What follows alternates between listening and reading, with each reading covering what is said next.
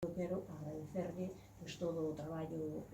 feito a xente desde o persoal de gabinete, alguén del aquí presente, Xavier Campos, Carme Vidal, Manuel López Foxo, pero outras persoas que non están aquí hoxe, e a todo o persoal dos servizos, do Servizo de Cultura, do Servizo de Lingua, pero tamén dos distintos servizos da Casa. Creo que houve moi bo ambiente, moita capacidade e moitas ganas de poñerle enerxía. E con todo isto quería rematar por comentarvos que hai etapas na vida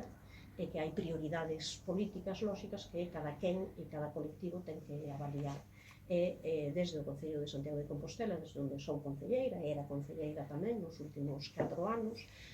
pois como é lóxico, pasadas estas eleccións municipais, pois fixemos unha avaliación das necesidades, das prioridades, de en que temos que investir as nosas forzas e os nosos esforzos, e decidimos nestas alturas que a miña prioridade nestes momentos, algo co que concordo en absoluto, creo, hai unha prioridade que é facer traballo municipal en Santiago de Compostela. A iso é que vou dedicar o 100% da miña enerxía